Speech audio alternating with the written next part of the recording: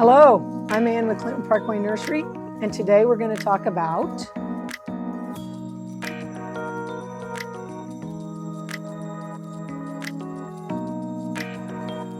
fertile tree and shrub food. You should fertilize your plants or your trees and shrubs 3 times a year, especially if they're young. March, May, and October on that. So March, what you're doing is giving them food because they pretty much used everything. Actually, what they have stored, they're going to use to leaf out. And then it takes a little bit of time for the plant to get some food from the ground down to the roots, from the roots up to the top. So by fertilizing in March, by the time your fall stuff is gone, March's food is up into the plant. And then your May fertilizer is kind of through the summer.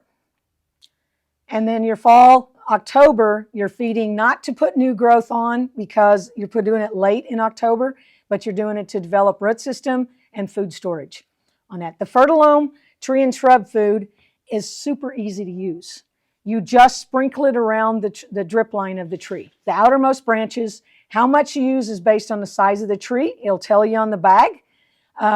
It comes in 2 sizes. You got a 4-pound bag, you got a 20-pound bag. So it depends on how many trees or how big your trees are, how much you want to use.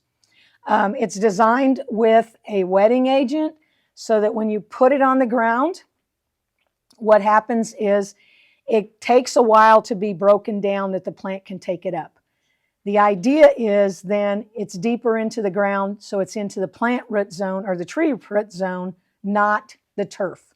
But I promise it'll green the turf up too.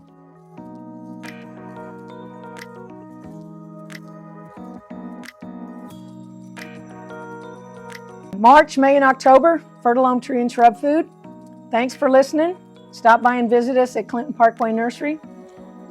We're at the corner of Clinton Parkway and Wakarusa. Watch for the flowers on the roof.